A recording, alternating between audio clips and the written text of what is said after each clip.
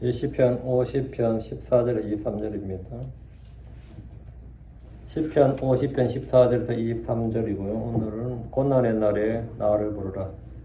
아주 크리스천들이 가장 유명한 구절 중에 하나, 또 크리스천들이 가장 은혜 받는 말씀들 중에 하나가 이 구절입니다. 시편 50편 15절 말씀 같이 읽습니다. 고난의 날에 나를 부르라. 내가 너를 건지리니 내가 나를 영화롭게 하리로다. 고난의 날에 나를 부르라. 내가 너를 구출하리니. deliver, 구출하다, 건지다, 다 같은 말입니다. 어쨌든 고난의 날에 나를 부르라. 아주 여러분이 많이 들어보시기도 하고 많이 암송도 많이 하셨던 구절일 거예요. 이거 크리스천의 암송 구절 중에 하나입니다. 고난의 날에 나를 부르라. 오늘은 계속해서 시편 50편을 공부하겠습니다. 고난의 날에 나를 부르라. 이 주의 말씀은 수많은 크리스천들에게 힘과 위로를 주는 말씀입니다. 크리스천들에게 굉장히 널리 회자되는 유명한 구절입니다. 세상에서 성도들이 모두 고난을 겪고 있기 때문입니다. 고난을 겪지 않는 성도는 없습니다. 성도뿐만 아니라 고난을 겪고 있지 않는 사람이 없습니다. 특히 그리스도 안에서 의롭고 경건하게 살고자 하면 핍박은 기본입니다. 의를 위한 핍박이나 고난이 아니라도 사람들은 저마다 삶에서 여러 가지 겪는 어려움과 시험들이 있습니다. 오늘날 미국이나 한국에 사는 크리스천들은 의로 인해 받는 핍박이나 시험이나 고난보다는 여러 가지 죄와 불법으로 인해서 받는 징계나 심판이 훨씬 더 많습니다.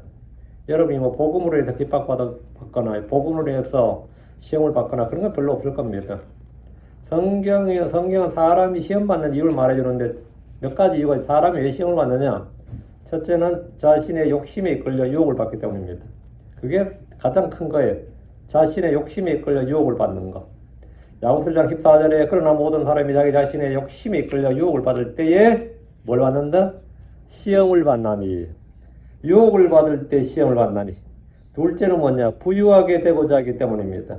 부유하게 되고자 하기 때문이에요. 디모데 6장 9절에 그러나 부유하게 되고자 하는 자들은 사람들을 파멸과 멸망에 빠지게 하는 시험과 올무와 여러 가지 어리석고 해로운 욕심에 떨어지느니라. 여기 보면 부유하게 되고자 하는 자들은 시험과 올무와 여러 가지 어리석고 해로운 욕심에 떨어지느니라. 떨어진다잖아요. 셋째, 근데 부유하게 되고자 하지 않는 사람이 없잖아요. 근데 그렇죠? 그러니까 시험은 다 있는 거예요. 이제 육신이 연약하기 때문입니다. 육신이 연약하기 때문에 우리는 시험에 빠집니다. 마가복음 14장 38절에 너희가 시험에 빠지지 않게 깨어 기도하라. 참고로 영은 준비되어 있으나 육이 약하도다 하시니라. 넷째, 시험하는 자, 마귀가 있기 때문입니다.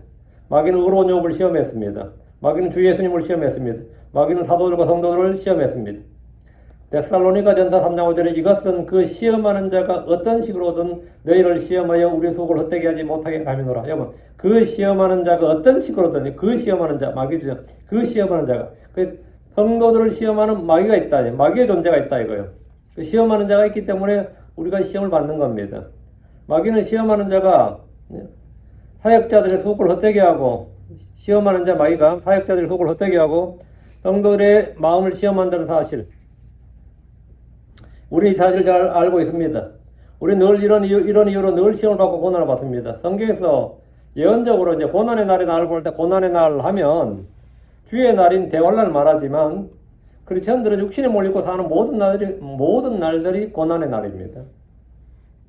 욥기 5장 7절에 불치가 위로 날아가는 같이 사람은 고생하려고 태어나느니라. 이 말씀대로 사람의 일생은 태어나면서부터 고생입니다. 그때마다 고난의 날에 나를 부르라 하는 주의 말씀은 큰 힘과 위로가 됩니다. 고난의 날에 나를 부르라. 야곱은 밧단 아람의 외삼촌 라반에게 혹독한 고생을 했지만 그 후에 고향으로 돌아오는 길에서도 큰 어려움을 겪었습니다. 그때 그는 창세기 3장 35장 3절에 보면 우리가 베델로 올라가자 나의 고난의 날에 내게 응답하시고 내가 가던 길에서 나와 함께 하신 하나님께 내가 거기서 제단을 쌓으려 하노라. 나의 고난의 날에 내게 응답하시고 했던 이 야곱이 지금 가장 큰 위기에 놓였는데 그 위기에 놓인 순간에 생각해 보니까 지금까지 자기 인생에 위기가 아닌 날이 없었던 거예요. 그렇죠? 예전에는 자기 형 에서 때문에 죽을까 싶어서 도망을 쳤고 도망을 칠 때는 완전히 빈털터리로 도망을 쳤기 때문에 진짜 황당했던 거죠. 그래서 소원기도 한 거 아니에요. 응? 그게 베델이었었죠. 근데 따뜻하게 맞아줄 줄 알았더니 라반은 뭡니까? 자기보다 한 수 더 뜨는 그 사기꾼이란 말이죠. 자기를 그냥 뭐 열정페이만 주고, 응? 자기 딸을 이용해서 그 20년간 사실 종처럼 부려먹었단 말이죠. 그러니까 이 나의 고난의 날에 내게 응답하시고 내가 가던 길에서 나와 함께 하신 하나님, 이걸 이 사람이, 이 야곱이 가장 큰 위기에서 기억해낸 거예요. 그걸 기억한 거예요. 아, 주님은 나의 고난의 날에 늘 내게 응답하셨다 이거예요. 그럼 지금도 마찬가지다 이거죠. 우리가 일생을 돌아보면 지금이 내가 항상 사람 자기가 지금 겪는 일이 제일 큰 위기. 그럴 때, 전에도, 그때도 이런 일이 있었는데, 그 나의 고난의 날에 내게 응답하셨던 하나님, 내가 가던 길에서 나와 함께 하신 하나님, 이게 된 거죠. 야곱은 어려움에 처할 때, 고난의 날에 응답하신 주를 찾았습니다. 그는 고난의 때에 도우신 주 하나님을 알았기 때문에 그분을 불렀습니다. 다윗도 마찬가지입니다. 시편 20편 1절에 주께서 고난의 날에 너를 들으시며 야곱의 하나님의 이름이 너를 보호하시며 주께서 고난의 날에 너를 들으시며 주께서는 고난의 날에 나의 방벽과 피난처가 되십니다.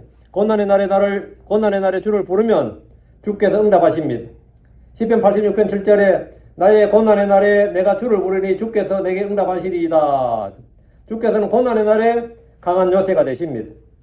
고난의 날에 나를 부르라는 것은 우리가 일상의 삶에서 겪는 다양한 시험이나 핍박이나 어려움에 적용할 수 있습니다. 그리고 교리적으로 예언적으로 정확한 의미는 이스라엘이 겪는 야곱의 고난의 날, 큰 환난의 날을 말합니다. 역사적으로 이스라엘은 바벨론의 침략, 로마의 침략과 같은 전쟁의 날들이 큰 고난의 날들이었지만 앞으로 이와 비교할 수 없는 큰 환난의 날이 남아 있습니다. 주님은 고난의 날에 나를 찾고 나를 부르라고 합니다. 주를 부르면 주께서 부르면 어떻게 하겠다는 거예요? 나를 부르면 주님이 어떻게 한다는 거죠? 응답하신다는 거죠. 나를 부르라 내가 응답하리라 이거예요. 주를 부르면 주께서 크고 능력 있는 일들을 그에게 보이십니다.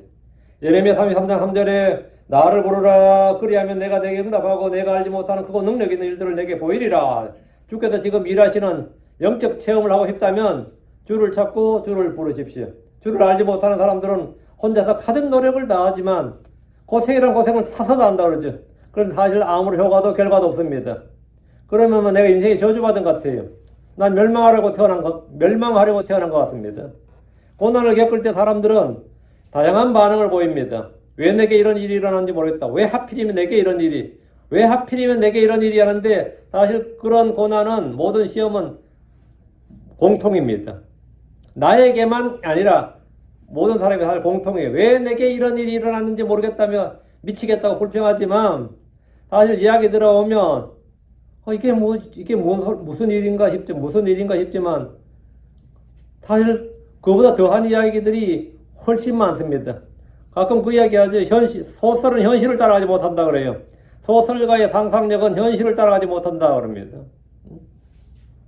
어떤 이는 고난을 통해 단련을 받고 성장하고 의의 화평의 열매를 맺습니다. 고난을 통해 주의 복을 이옵니다. 고난 속에서 주를 찾고 주를 만납니다. 그럼 어떤 이는 고난 속에서 절망하고 믿음에서 떠나 파산합니다. 고난이 걸림돌이 되는 사람이 있고 고난이 디딤돌이 되는 사람이 있습니다. 똑같은 고난이고 똑같은 사건인데 그래요. 우리는 고난이 없기를 바라거나 기도할 수 없습니다. 우리는 고난을 없애달라고 구할 수가 없습니다. 우리는 모든 사람이 공통적으로 받는 시험을 받습니다. 고난을 받도록 정하신 분이 주 하나님이시기 때문입니다.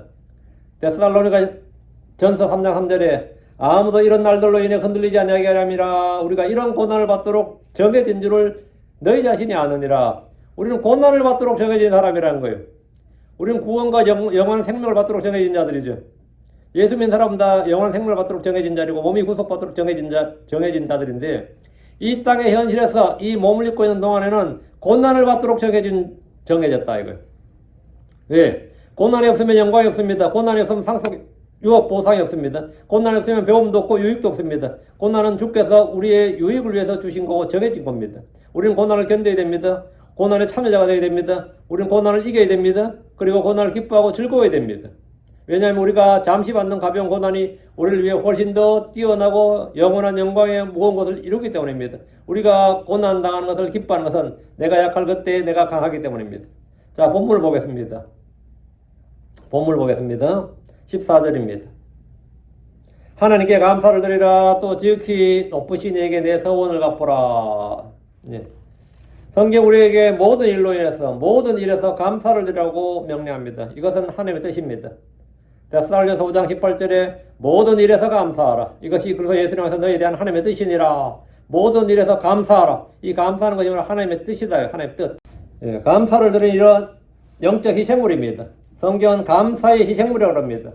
시편 107편 22절에 그들은 감사의 희생물로 희생물을 드리며 기뻐함으로 그분께 행하신 일들을 밝히 보일지어다.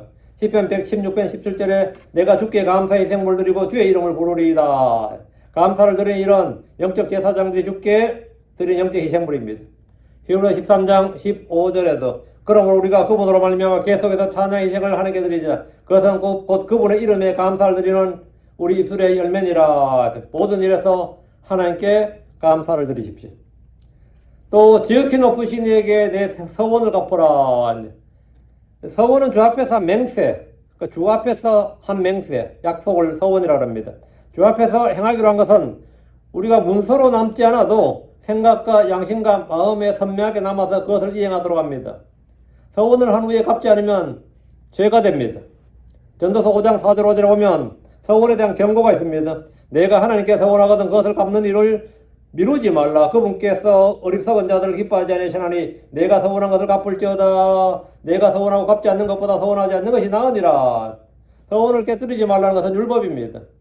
민수기 3장 2절에 사람이 주께 서원하거나 자기 혼을 속박하기로 서약으로 맹세하거든 그는 자기 말을 깨지 말고 자기 입에서 나오는 모든 것에 따라 행할지니라. 깨지 말고 행하라 거예요. 율법 아래 살던 사람들은 서원을 하면 그 서원을 반드시 이행해야 했습니다. 크리스천들은 주 앞에서 서원을 한 후에 갚아야 되는 것이 아니라 아예 서원을 하지 않도록 해야 됩니다. 크리스천들에게는 서원이라는 것이 하지 말라는 명령이에요. 구약에서는 서원을 하면 반드시 지키라였고 신약에서는 서원을 하지 말라가 신약의 규례예요. 서원이나 서원기도나 맹세는 신약에서 크리스천들이 주신 규례가 아닙니다. 주께서 맹세하지 말라고 하셨기 때문입니다. 사람들은 급할 때 쉽게 약속을 하지만 마음은 수치로 바뀝니다. 사정이 바뀌면 생각도 바뀌어요. 주께 맹세로 약속했지만 지킬 수 없는 경우가 또 허다합니다. 그래서 성경 말하기를 야고보서 5장 12절에 그러나 내 형제들아 무엇보다 먼저 맹세하지 말지니 하늘로나 땅으로나 다른 어떤 맹세로도 맹세하지 말고 오직 너희의 예는 예라고 너희 아니오는 아니오라라. 이것은 너희가 정죄에 빠지지 아니하게 하려 함이니라. 여기 보면 말씀이 뭐죠? 예. 어떤 맹세로도 맹세하지 말라. 맹세하지 말라. 서원에 대한 신약과 구약의 차이입니다. 구약에서는 서원을 하되 예, 어기지 말라고 깨뜨리지 말라고 신약에서는 서원을 하지 말랍니다. 15절입니다. 그리고 고난의 날에 나를 부르라. 내가 너를 구출할 것이요 또 너는 나를 영화롭게 하리라. 미국에서 응급 상황이나 위기의 때에 뭐 하죠? 911을 부르라 그러죠. 여기서는 아이들에게도 긴급한 도움이 필요할 때는 언제나 911을 눌러서 도움을 구하도록 가르칩니다. 정부는 시민들이 부를 때 도움을 줄 수 있는 응급센터를 운영합니다. 하지만 911을 부를 때는 화재나 의료적 필요와 같은 것들, 아니면 굉장히 위급한 상황, 뭐 이럴 때 이 신체적 위기, 물리적 위험 이런 게 있을 때 911을 부르도록 해요. 이런 것들에 도움을 주는 것은 굉장히 감사한 일입니다. 이게 정부의 역할이고요. 감사한 일이지만 내게 진정으로 도움이 필요할 때에 정부는 내게 아무런 도움을 주지 못합니다. 그러나 고난의 날에 주를 불러보십시오. 주님은 구조, 구원, 구출에 실패한 일이 없습니다. 그리고 고난의 날에 나를 부르라. 그러니까 서원한 건 서원 다 갚고, 그리고 고난의 날에 나를 부르라 이거예요. 그러니까 하나님께 의무를, 지금 구약에서는 하나님께 의무를 내가 해야 될 의무를 다 행하고, 다음에 주님께 뭐라고요? 예. 주님을 부르라고요. 이게 14절이 먼저고, 그 14절이 먼저고 15절을 하라는 거예요. 14절이 전제 조건이에요. 그러니까 주님은 고난에 처한 성도들에게 고난을 견디고 고난을 이기고 고난의 참여자가 되고 고난을 기뻐하고 즐거워하는 자가 될 수 있도록 강하게 하시고 힘을 주십니다. 우리가 고난의 날에 고난을 견디고 이기는 방법은 곧바로 주를 부르는 겁니다. 주 하나님이 피난처시고 힘이시고 즉석의 도움이시기 때문입니다. 시편 46편 1절에 하나님은 우리의 피난처시요 또 힘이시며 고난 중에 바로 즉석의 도움이시라. 다윗은 전쟁터에서 생사의 위험을 넘나들면서도 안전을 염려하지 않았습니다. 이는 그가 주를 불렀기 때문입니다. 사무엘하 22장 4절에 찬양받기 합당하신 주를 내가 부르리니 이로써 내가 내 원수들에게서 구원을 받으로다. 찬양받기 합당하신 주를 내가 부르리니 이로써 내가 주를 부름으로써 내가 내 원수들에게서 구원을 받으로다. 구원받는 방법, 구출받는 방법, 고난의 날에 건짐을 받는 방법이 뭐냐 이거, 도움을 받는 방법이 뭐냐, 주를 부르는 거예요. 나의 논을 부르는 게 아니라 주를 부르는 겁니다. 주를 부르면 구원을 받습니다. 주를 부르면 주께서 나를 구출하십니다. 시편 55편 16절에 나로 말하건대 나는 하나님을 부르리라 그리하면 주께서 나를 구원하시리라. 나로 말하건대 나는 하나님을 부르리라 그리하면 주께서 나를 구원하시리라. 하나를 부르면 주님이 나를 구원한다고요. 그러니까 내가 할 일은 주님을 부르는 거고, 하나를 부르는 거고, 주님이 하실 일은 뭐라고요? 나를 구원하시는 거고. 그러니까 우리가 주를 부르는 이유가 이겁니다. 시편 86편 7절 내 고난의 날에 내가 주를 부르니 이는 주께서 내게 응답하시기 때문이라. 주님은 그분을 부르는 자들에게 응답해 주시겠다고 약속하셨습니다. 고난을 받을 때 주를 부르면 주님은 그와 함께 하시고 그를 건지시며 존귀하게 하십니다. 시편 91편 15절에 그가 나를 부르리라 이에 내가 그에게 응답하리라. 고난 당할 때 내가 그와 함께 하리라. 내가 그를 구출할 것이요 그를 존귀하게 하리라. 뭐래? 그가 나를 부르리라 이에 내가 그에게 뭐한다? 부르면 응답한다고요. 고난 당할 때 내가 그와 함께 하리라. 고난 당할 때 내가 그와 함께 하리라. 내가 그를 구출할 것이요 그를 존귀하게 하리라. 주님의 약속입니다.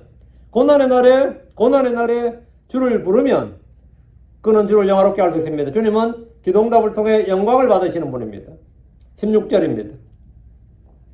그러나 사악한 자에게 하나님께서 말씀하시되 내가 무슨 상관이 있어 내 법규들을 선포하며 혹은 내가 내 입으로 내 언약을 취하느냐.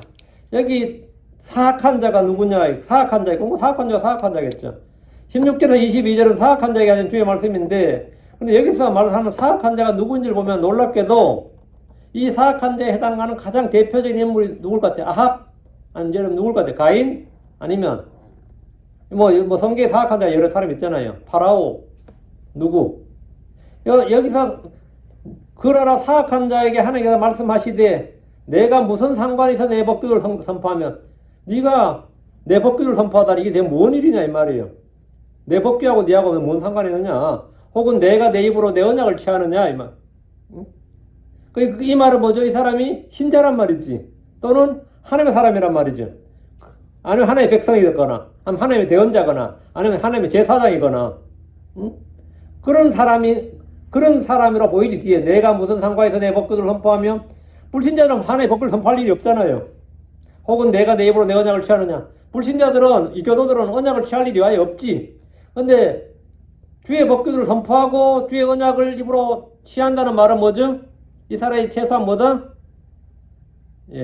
신자거나, 소위 말 하나님의 백성이거나, 구약집에 유대인 하나님의 백성이거나, 제사장이거나, 신약 복음서로 치면 바리새인, 사두개인, 율법사, 서기관 이런 유의 사람들이란 말이지, 그죠?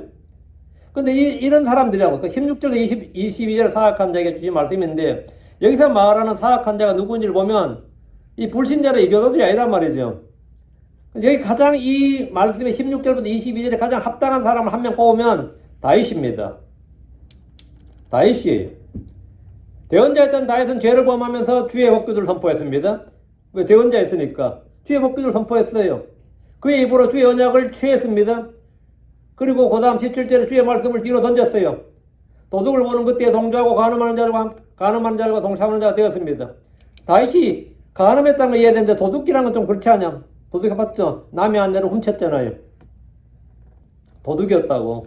그리고 가늠하는 자들과 동참하는 자가 되었고, 그의 입을 악에게 내어주었고, 그가 악에게 내어줬다는 거죠. 요압에게 이런 걸 시킨 거죠.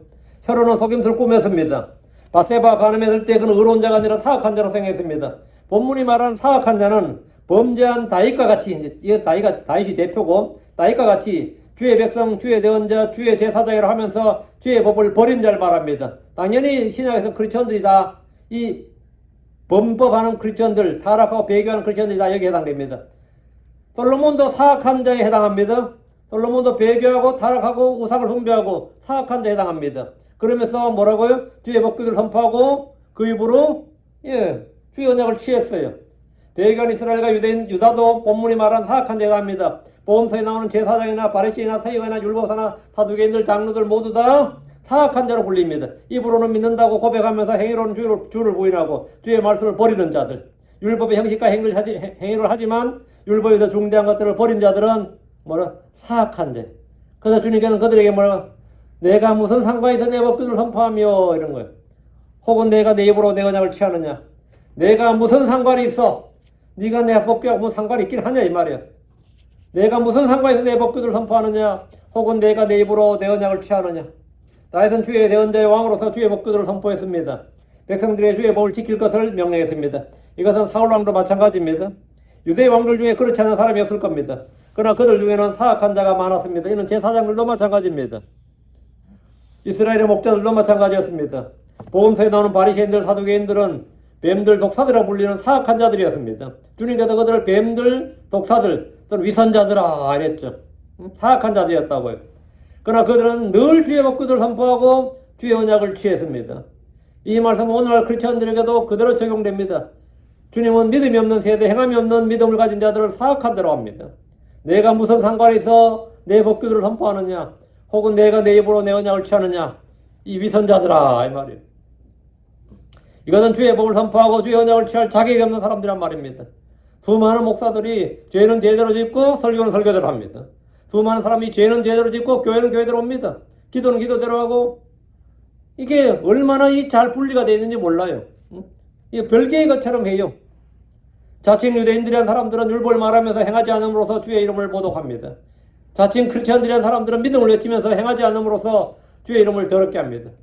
오늘 킹제임 성경을 사용한다는 사람들 마찬가지입니다. 17절 내가 교훈을 미워함으로 또 내 말들을 내 뒤로 던지는도다.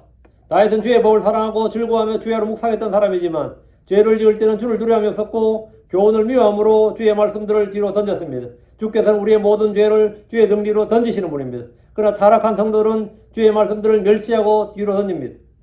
이것이 위선자들 행태입니다. 입으로는 주를 고백하고 시인하지만 행위로는 주를 부인한 사람들이 정확히 본문에 해당합니다.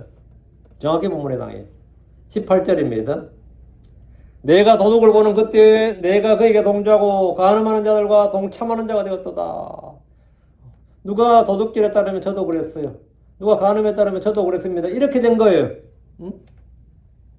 다윗은 도둑이었습니까? 그는 남의 암양을 빼앗은 도둑이었습니다. 대언자 나단인 다윗에게 가난한 사람의 어린 양을 빼앗은 어떤 부자의 이야기를 했습니다. 사무엘하 12장 4절에 그런데 어떤 나그네가 그 부자에게 오매 그가 자기 양떼와 소떼를 아껴 자기에게 온 여행자를 위해 거기서 잡아 차리지 아니하고 가난한 사람의 어린 양을 빼앗아 자기에게 온 사람을 위해 차렸나이다. 가난한 사람의 어린 양을 빼앗아서 그 어린 양을 빼앗아 그걸로 요리했다는 거예요. 그래서 대접했다는 거죠. 본문에서 가난한 사람은 다윗의 부하 우리아입니다. 어린 양은 그의 아내 밧세바입니다. 어린 양을 빼앗은 부자는 다윗입니다. 대언자 나단은 다윗 왕에게 왕이 그 사람이니이다 이러면서 그가 남의 어린 양을 빼앗은 도둑이라는 사실을 말해주었습니다. 다윗은 어린 양만 빼앗은 게 아닙니다. 어린 양만 빼앗은 게 아니에요. 다윗은 부하 우리아의 아내를 빼앗은 도둑이었는데 어린 양만 빼앗은 게 아니라 그의 생명까지도 빼앗았습니다. 그 주인의 어린 양만 빼앗은 게 아니라 주인도 죽였다고. 내가 도둑을 보는 그때 내가 그에게 동조하고 오란 말은 도둑질할 기회가 왔을 때 그가 기꺼이 도둑질했다는 겁니다. 다윗은 간음을 행함으로 간음하는 자들과 동참하는 자가 되었습니다. 이제 그는 남이 누가 간음했다고 할 때 할 말이 없는 거죠. 나도 그랬다 이거예요. 어떻게 신자가 그럴 수가 있느냐면 나도 그때 신자였다 이거. 성령을 받은 사람이 어떻게 그럴 수 있느냐. 나도 성령을 받은 사람, 성령 기름 부음 받은 사람이었다고. 그리고 이 다윗의 이 행위는 오늘 간음을 행하는 수많은 목사들한테 뭘 주죠? 뭘 줘요? 그렇죠. 면죄부를 주잖아. 변명을. 다윗도 그랬다고. 나를 용서해 주십시오. 다윗도 그랬습니다. 물론 맞죠. 그 말 자체는 우리가 부정할 수는 없지. 다윗도 그랬다는 말은 맞는데, 이제 다윗처럼 회개하면 되죠. 예. 여기 부근했던 목사님이, 그랬다고 그러더라고요. 다윗도 그랬는데, 그랬다, 이렇게. 근데 그 말을 한 사람이 한둘이 아닙니다. 뭘 줬다? 변명거리, 핑계거리, 한마디로 하나님, 우리는 변명, 핑계라고 말하고 성경적 용어로는 하나님께서 뭐라고 했냐면 신성모독거리를 줬다 그랬어요. 하나님의 이름, 하나님의 그 신성, 다윗은 대적자들과 원수들이 몰렸다? 죄인들에게 신성모독의 빌미를 줬다고요. 신성모독의 빌미를. 정말 얼마나 수많은 간음자들이 다윗 핑계 대잖아요. 다윗도. 인간의 연약함을 이야기할 때는 뭐 당연히 맞는 말이에요. 사람 실수할 수 있다, 죄 지을 수 있다, 이 말 때 다윗 이야기는 다 맞는 말이는데, 어쨌든 다윗은 구약에서는 성령 받은 사람이었어요. 자, 19절입니다. 내가 내 입을 악에게 주며 또 내 혀로는 속임수를 꾸미는도다. 내가 내 입을 악에게 주었다는 것은 입으로 진리를 말하는 의의 도구가 아니라 거짓을 말하는 불의의 도구로 내주었다 이 말입니다. 성도들은 자기 몸의 지체를 불의의 도구로 죄에게 내주지 말고 의의 도구로 하나님께 드리라 이런 명령을 받았습니다. 로마서 6장 13절에 또한 너희 지체를 불의의 도구로 죄에게 내주지 말며 오직 너희 자신을 죽은 자들보다 살아난 자로서 하나님께 드리고 너희 지체를 의의 도구로 하나님께 드리라. 너희 지체를 눈이든 귀든 입이든 손발 전부 다 뭐라고 너희 지체를 의의 도구로 하나님께 드리라. 우리 지체를 부정함과 불법에게 종으로 내주면 불법이 이렇게 되고 의에게 종으로 내주면 거룩함이 이럽니다. 자신의 몸을 누구에게 내주는가 무엇에게 주는가 여러분은 생각해 보십시오. 성도들은 그의 몸이 주의 것이고 주의 성전이고 그래서 지체이기 때문에 그의 몸을 살아있는 희생물로 주께 드려야 됩니다. 이것이 합당한 섬김입니다. 바세바의 사건 때 다윗은 그의 입을 악에게 주었습니다. 그의 혀로는 속임수를 꾸몄습니다. 다윗은 그의 죄를 감추기 위해서 전쟁터에 있는 우리아를 예루살렘으로 호출했습니다. 그러나 우리아는 죄를 범하지 않았어요. 우리아가 그의 집으로 가지 않자 요압을 지켜서 그를 죽이도록 했습니다. 우리는 지금 믿는 자들의 위선과 타락과 불법 행위들에 대해서 적용해서 지금 본문을 해석하고 있습니다. 20절입니다. 내가 앉아서 내 형제를 대적하며 말하고 내 자신의 어머니의 아들을 비방하는도다. 내가 앉아서 내 형제를 대적하여 말하고 이 말씀에서 앉아서 이거는 사악한 자들과 함께 어울려서 동조해서 내 형제를 대적해서 말했다 이 말입니다. 광야의 지도자들 중에서 고라와 다다는 함께 모세와 아론을 대적했습니다. 250명의 우두머리들도 함께 일어나서 대적했습니다. 내 자신의 어머니 아들을 비방하는도다 이랬는데 지금 우리 성경 20절에는 내 친어머니 아들을 헐뜯는다 이렇게 되어 있죠. 친어머니 이래 되는데 왜 그러면 thine own mother's son, 내 own 때문에 그렇죠. 내 자신의 어머니 아들이죠. 근데 이제 own이 이제 소유, 자신의 이런 뜻이잖아요. 그러니까 이제 친어머니 이랬는데 여기서 내 자신의 어머니는 친어머니는 한 명이죠. 내 자신의 어머니는 여러 명이 될 수 있습니다. 왜? 일부 다처제 사회니까요. 일부 다처제 사회에서는 친모뿐만 아니라 양모도 내 자신의 어머니가 되는 거죠. 내 자신의 어머니 아들 이 표현은 여러 형제들을 다 포함하는 말입니다. 다윗의 아들들이 여러 있었죠. 아버지는 하나인데 어머니는 여럿이라고. 입다의 형제들은 입다의 어머니가 다르다는 이유로 입다의 어머니와 자기들의 어머니가 다르다는 아버지는 같아요. 입다의 어머니와 자기 어머니가 다르다는 이유로 그를 비방했습니다. 이런 일은 허다한 일이지만 성경은 이를 엄히 금하고 있습니다. 이스라엘은 어머니가 누구든 아버지가 아브라함, 이삭, 야곱이라면 그들은 내 자신의 어머니의 아들로 친형제로 봅니다. 12족장은 아버지는 하나이지만 어머니가 넷입니다. 맞죠? 아버지는 하나예요. 야곱 하나라고. 어머니가 넷이라고.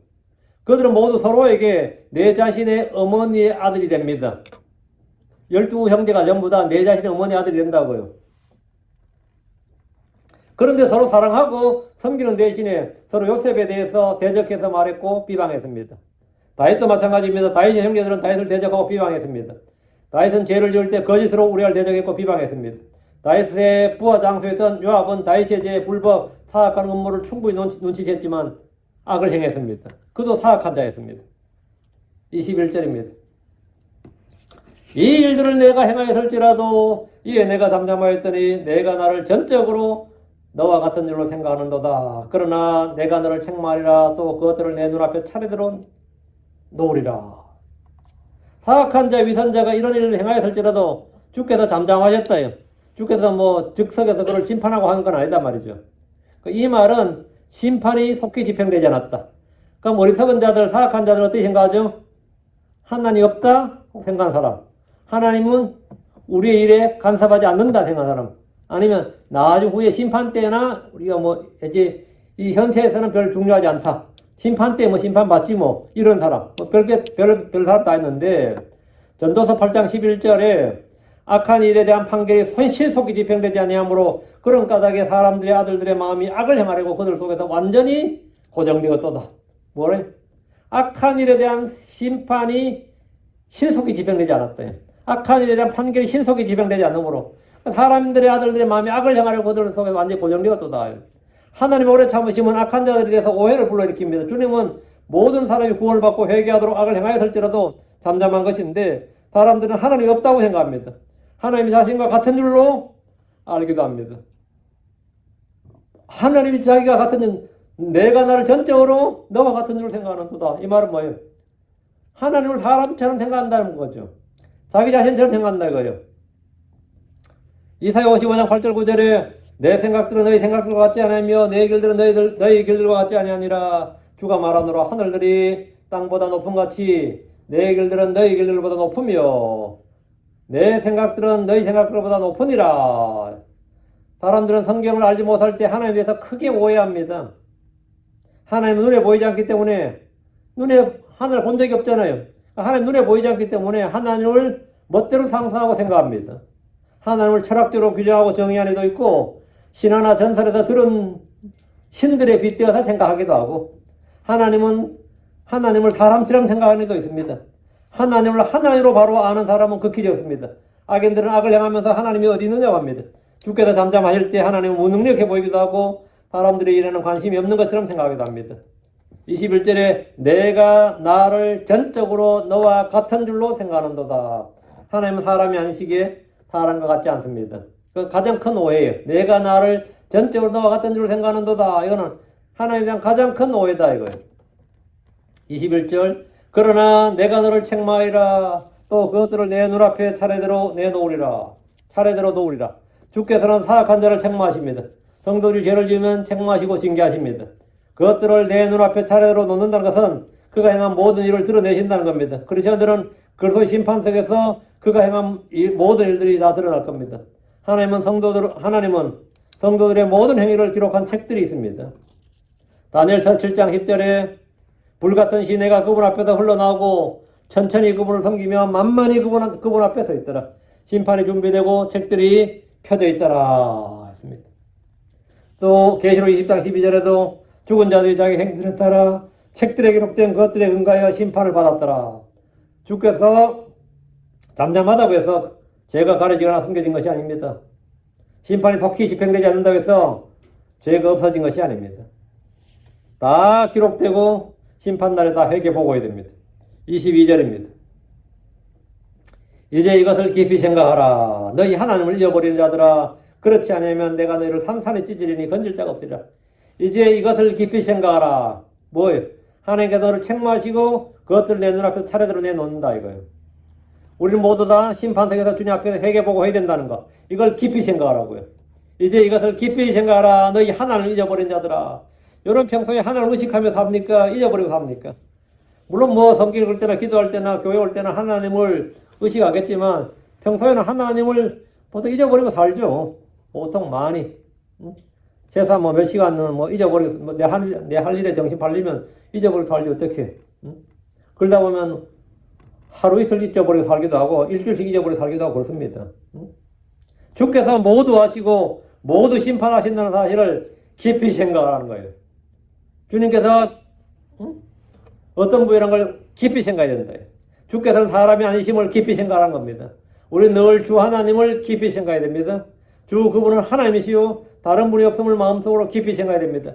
주께서는 사람이 자기 아들을 징계하듯이 죄인들을 징계하심을 마음속 깊이 생각해야 됩니다. 주께서 우리를 위하여 얼마나 큰 일들을 행하셨는지 우리는 깊이 생각해야 됩니다. 주의 놀라운 일들, 주의 증언들을 깊이 생각해야 됩니다.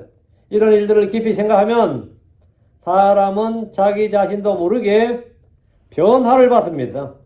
우리가 특별한 고행이나 훈련, 수련을 하지 않고 어떤 극기 훈련에는 종교 훈련을 하지 않고 내가 다만 평소에 깊이 주를 생각했을 뿐인데 주의 말씀, 주의 증언들을 내가 그냥 깊이 생각을 했어.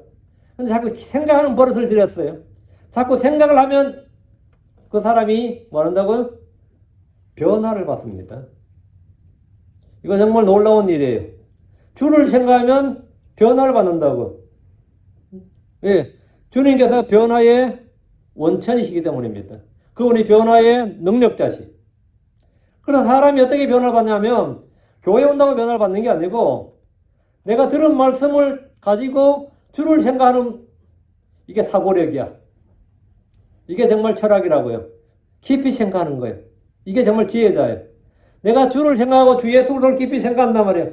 아니면 주께서 행하신 말씀을 생각하든지 주께서 행하신 일들을 생각하든지 하든 생각을 하면 나도 모르게 내 자신이 뭘 한다? 변화를 받아요. 자신은 몰라. 근데 남들이 그 사람 변화됐다. 딴 사람 됐다 그래요. 근데 나중에 자기도 그 말 듣고 보면 아, 내가 많이 바뀌었구나 싶어요. 변화를 받는다고. 그 사람이 성장을 합니다. 열매를 맺어요. 나도 모르게 내 속사람이 변화를 받고 새롭게 됩니다. 여러분, 이것은 여러분이 처음 해야 되는 일이에요. 그런데 내가 교회를 다니지만 도무지 생각하는 버릇이 없어. 그런 거 있죠? 우리가 예전에 제가 이제 처음 학원에 강사할 때 거기 교무실에 선생님이 한 30명이 넘었어요. 근데 이 교무부장이라는 사람이 바둑을 잘 두더라고. 원장도 바둑을 잘 두고. 그러다 보니까 전부 이 남자 선생님은 바둑 두는 분위기야. 난 바둑을 몰라요. 바둑을 떠본 적이 없어서 오목을 떴다고. 나하고 국어 선생님하고 오목을 떴는데 바둑을 배우라더라고요. 어떻게 다 큰 사람이 어른이 오목을 뜨냐고 하면서 좀 막 뭐라 그러면서는 바둑을 배우라는. 그 나이 언제 바둑을 배워? 응? 근데 그때 이 바둑을 막 다들 뜨는데 선생님들마다 바둑을 다 뜨고 여선생들은 이제 안 뜨고. 응. 네. 바둑을 뜨는데 이제 그 교무부장이라는 분 이제 연세가 좀 되는 분이죠. 근데 그분이 그러더라고요. 못 뜨는 놈들은 특징이 손부터 나간대. 응? 이 바둑판에 돌을 잡고 손부터 나가고 나서 생각한다는, 놓고 나서 생각한다는 거예요. 응? 생각하고 놓는 게 아니라, 놓고 나서 생각한다는 거예요. 놓고 나서, 아, 잘못 떴네. 아, 거기 놓으면 안 되네. 꼭 놓고 나서 그런다는 거죠. 근데 진짜 그렇더라고요. 응? 제가 군대 가서 바둑을 배웠거든요. 군대 가니까 또 바둑 뜨는데, 뭐 바둑 잘 못 뜨죠. 근데 나도 뭐 초보자니까 나도 모르게, 나도 그러더라고요. 진짜 손부터 나가더라고요. 근데 그 생각이 나더라고요. 그게 뭐냐면, 사람들은 말해놓고 아차 잘못 말했네. 일해놓고 아차. 항상 그래요. 손부터 나간다는 말이 그냥 바둑에서만 해당되는 말이 아니더라고요. 근데 이게 우리가 이 사고력이 없다. 사고력, 생각하는 것. 이 공부도 마찬가지입니다. 생각을 깊이 해야 되는데 이 수학 문제를 가르치다 보면 그냥 막 풀어. 응? 문제를 파악하고 문제를 깊이 생각하고 이런 그때까지 볼펜도 잡지 말라고 그러잖아요. 볼펜도 잡지 말고 깊이 생각을 이렇게 문제를 계속 읽고 생각하고 그 파악할 때까지 10분이든 20분이든 이렇게 하면 되는데 이 한국 애들은 수학을 말이죠. 테크니컬에 푸는 데만 막 생각해. 그래 막 어떻게 푸느냐 오랜만. 그러니까 수학을 실생활 하나도 응용 못하고 응? 제가 우리 집사람하고 수박 사러 갔을 때도 약간 더 큰 거 들어가면은 이건 최적상 이거보다 몇 배 더 큰 거다 그러거든요. 최적이란 게 뭐죠? 적분이에요. 적분이라고. 이 적분이라고. 근데 이 적분을 수박하는데 우리가 적분으로 계산할 수 없잖아요. 가장 쉬운 방법이 뭐죠? 적분 못 사니까 무게를 다는 겁니다. 최적은 언제나 이 수박 같은 이거는 무게가 되게 되니까. 그래서 여기 미국 사람은 되게 내가 미국에 가서 제일 놀랐던 게 하나가 파운드당 얼마 이렇게 짜겠는데 그 정확한 저겁니다. 파운드당 얼마. 가장 정확한 거예요. 응? 가장 공평한 거지. 근데 그 전에 뭘 해야 된다고? 생각을 해야 돼요. 계속 생각을. 그 생각하는 힘을 키워야 되는데, 이건 크리스천들도 마찬가지입니다. 이 생각을 해야 돼요. 생각을 하면 뭔가 변화를 받습니다. 예수를 생각하고, 예수님이 하신 말씀을 생각하고, 예수님이 하신 일들을 생각하면 변화를 받고, 성장을 하고 열매를 맺습니다. 그리고 이 생각을 하면 깨달음을 얻게 됩니다. 묵상은 뭐라고? 깨달음을 준다고. 무엇보다 여러분 주 예수를 깊이 생각하십시오. 히브리서 3장 1절에 그러므로 거룩한 형제들과 하늘에 우리 참여 앉아들아 우리의 신앙 고백에 사도시며 대제사장이신 그리스도 예수님을 깊이 생각하라. 깊이 생각하라. 주 예수님을 깊이 생각하면 그분의 형상으로 변화되고 자라게 됩니다. 사람은 무엇을 생각하고 누굴 생각하느냐에 따라서 그 사람의 내면 세계와 인격이 형성되기 때문입니다. 그런데 세상 일들을 비행하면 계속 내가 상해요. 마음이 상한다고. 얼굴도 상해요. 근데 여러분이 안 상할 것 같죠? 상합니다. 그렇게 3년, 4년, 5년 지나면 같은 나이 때 두 명이, 근데 이 사람 계속 이걸 생각하고 이 사람 계속 이쪽을 생각했던 사람이면 같은 동창을 만나도 전혀 얼굴의 그 노화가 달라요. 전혀 다르다고. 왜? 뭘 평소에 생각했느냐에 따른 거예요. 사람은 무엇을 생각하고 누굴 생각하느냐. 그 내가 생각하는 대로예요. 내가 생각하는 대로. 그 사람의 내면 세계가 인격이 형성된다고.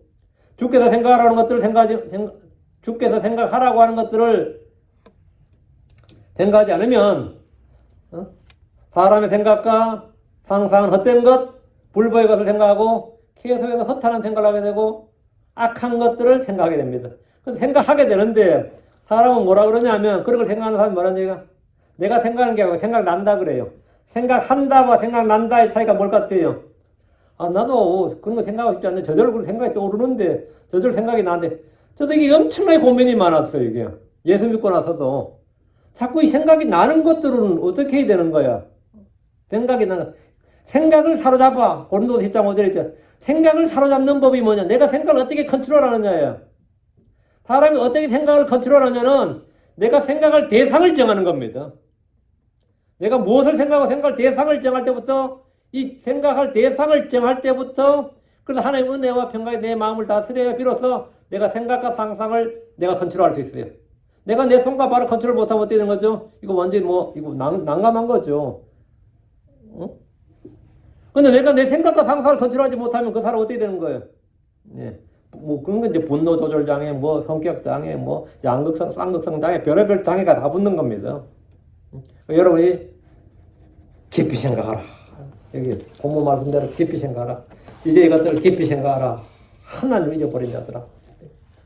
다시 22절. 그렇지 아니하면, 주님을 깊이 생각하지 아니하면, 내가 너희를 산산히 찢으리니 건질 자가 없으리라. 심판이죠. 아각을 보십시오. 그는 사울왕의 칼날을 피했지만 사무엘의 칼에 산산조각 찢어졌습니다. 조각났어요. 이세벨은 창문으로 던져져서 온몸이 산산이 찢어졌습니다. 다니엘의 대적들은 사자굴에 던져져서 산산이 찢어졌습니다. 이런 이 사람의 몸이 산산이 찢어지는 게 성경에만 나온 사건이 아닙니다. 지금도 교통사고로 온몸이 찢어지고 비행기 사고로 폭발 등으로 몸이 산산이 찢어진 사람들이 얼마나 많은지 모릅니다. 전쟁터는 사람들이 가장 많이 찢어지는 곳입니다. 자, 그럼 대환란 때로 가보십시오. 얼마나 많은 사람들이 산산이 찢어질지 가늠이 되지 않습니다. 자, 우리는 그럼 그러죠. 우리 몸은 지금 이런데 내 마음이 산산이 갈라진다. 찢어진다. 그런 말 하죠. 내 마음 불혹한 하랄 그런 말 하잖아요. 그럼 건질 자가 없으리라. 그럼 건질 자가 없으리라. 건질 자 구출을 하려면 어떻게 해야 되는 거죠?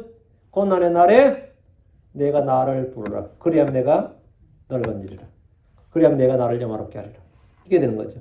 다시 23절. 계속해서 23절. 누구든지 찬양을 드리는 자는 나를 영화롭게 하나니 그의 행실을 바르게 하는 그에게 내가 하나님의 구원을 보이리라. 사람이 주를 영화롭게 하는 방법이 10편, 50편이 2번 나와요. 15절에서는 고난의 날에 주를 부르라는 겁니다. 23절에서는 찬양을 드리라는 거예요. 주님께 두 가지 주를 부르라. 기도죠.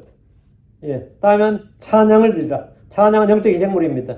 누구든지 찬양을 드린 자는 나를 영화롭게 하나니 이 말씀대로 주께 찬양을 드리십시오. 다음 23절. 그의 행실을 바르게 하는 그에게 내가 하나님의 구원을 보이리라. 여기서 행실이라는 단어가 conversation입니다. 요즘 conversation 현대 영어에서 뭐죠?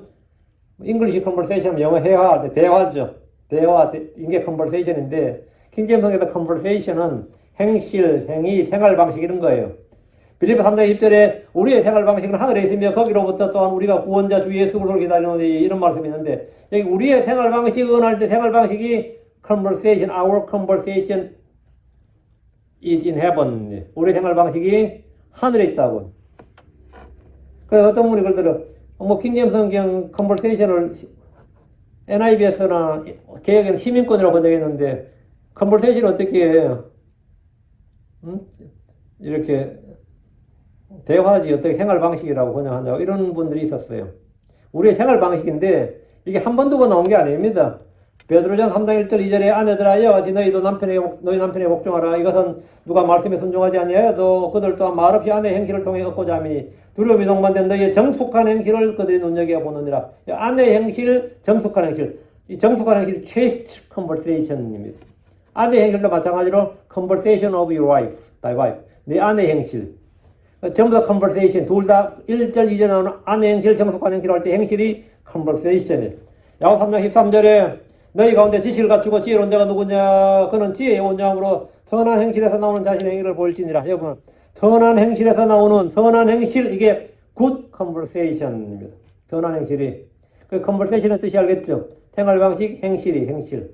행실을 바르게 한다. 즉, 곧바른 행실을 하는 자에게 주께서 구원을 보이신다고 합니다. 고난의 날에 주를 부르는 것, 찬양을 드리는 것, 그리고 하나님을 깊이 생각하는 것, 이게 뭐라고요? 곧바르게 하는, 그게 곧바른 행실이에요. 곧바른 행실이라는 게 뭐 크게 어려운 게 아니에요. 주를 부르는 것, 찬양을 보이는 것, 찬양을 드리는 것, 다 뭐라고요? 예, 하나님을 기억하는 거예요. 그렇게 하는 사람, 그 사람이 뭐냐고요? 그 사람이 뭐라고? 예, 그의 행실을 바르게 하는 사람이. 그 주님을 깊이 생각하는 사람이 그 행실을 바르게 하는 사람이라고요. 그러게 그의 행실을 바르게 하는 자에게 뭐 주께서 뭐 하신다? 구원을 보이신다잖아요. 구원을 보인다. 이 구원은 신약에서 말하면 뭐 죄로부터의 구원, 그런 구원이 아니라, 뭐냐? 예. 고난에서의 구원이에요. 고난에서 구원을 보인다고. 이것은 혼의 구원이 아니라 고난에서 구원. 내가 아주 어려운 처지에 놓였고, 아주 힘든 상황에 놓였는데, 그 고난에서 나를 구원하신다고. 주님께서 그 구원, 이건 생활에 관한 거죠. 우리 이 육신의 몸, 이 땅의 삶을 살 때 우리가 닥치는 수많은 시험들과 고난들이 우리가 뭐 당연히 있습니다. 누구에게 다 있는데 모든 크리스천들이 다 있는 거죠. 그래서 우리가 거기서 어떻게 구원받느냐 이 말이에요. 나인원의 신고할 일이 있고 나인원의 인고에서 그 나인원을 불러서 도움받을 일이 있고 거기 아무리 불러봐도 안 될 일이 있어요. 그렇죠? 그것들은 뭐 누구에게 도움을 받아야 되겠어요? 누굴 불러야 되겠어요? 예. 주 하나를 부르라고. 주를 부르라고. 그럼 내가 너에게 응답하겠다. 주님 내가 응답한다자고. 내가 나를 영화롭게 해라. 내가 너를 건지리라. 내가 너를 구출하리라. 주께서 주신 약속입니다. 우리 이 약속의 말씀을, 이 신실한 말씀을 의지해서 그냥 우리가 할 일은 주를 부르는 건 그건 내가 할 일이에요. 뒤에는 주님이 하실 일이에요. 주님이 하실 일에 대해서 내가 신경 쓸 일이 아닙니다. 그건 주님이 하실 일이에요. 오늘은 고난의 날에 나를 부르라 했는데 우리에게 주어진 말씀입니다. 그래서 하나님 우리에게 주신 말씀이니까 이 말씀에 의지해서 우리가 주를 부르고 주님부터 주께서 보여주시는 구원, 주께서 건지시는 이런 영적 체험들을 좀 할 수 있기를 바랍니다. 이건 체험이 일상이 되어야 됩니다. 어쩌다가 아니라 이거는 체험이 일상이 되어야 돼요. 이것이 나의 생활이 되어야 됩니다. 이것은. 기도합시다. 위대하고 거룩한 주 하나님 감사합니다. 하나님께서 은혜 주셔서 오늘 주의 말씀을 선포했습니다. 선포한 모든 말씀들이 듣는 혼들에게 은혜롭게 잘 전달되고 또 하나님 잘 받아들여지고 믿음과 잘 결합해서 마음에 쌓아둘 수 있게 해주시고 이 마음에 섬겨둘 수 있게 해주시옵소서. 전능하신 주 하나님께서 은혜 베풀어 주시옵소서. 주의 말씀을 늘 넘치도록 쏟아부어 주셔서 저희가 말씀의 이 풍성 가운데 거하게 해주시기를 원합니다. 그리고 아버지 저희가 늘 저희 생각을 곧바르게 하고 아버지 늘 주 하나님을 잊지 않고 주 하나님을 기억하고 깊이 생각하고 주께서 행하신 말씀들을 묵상하고 또 주께서 행하신 일들을 깊이 묵상하고 생각할 수 있도록 해주시옵소서. 그래서 예수님을 깊이 생각하게 하심으로 아버지 저희가 참 생각과 상상을 악한 것을 따르지 않고 허탄한 생각, 영적인 망상에서 허우적대지 않고 늘 곧바른 자, 건전한 생각을 가지고 늘 right mind, 바른 올바른 마음, 온전한 마음으로 또 그런 생각으로 살아갈 수 있도록 해주시옵소서. 전능자주 하나님 저희가 정말 우리 주 예수 그리스도의 마음을 품고 우리 주 예수 그리스도 안에 있는 그 생각을 가지고 살기를 원합니다. 영적인 생각은 생명과 평안이라고 하셨사오니 모든 성도들이 영적인 생각, 육신을 따라 육신의 생각을 하지 않고 영적인 생각을 할 수 있도록 도와주십시오. 사랑하는 아버지 하나님께서 은혜 주셔서 이 말씀 듣는 혼들이 아버지 하나님 정말 바로 지금 이 시각부터 바로 이 현실에서 바로 지금 이 삶에서 지금 내 자신에게서 내 마음속에서부터 일들이 일어나게 해주십시오. 감사드리며 주의 성기도합니다. 아멘.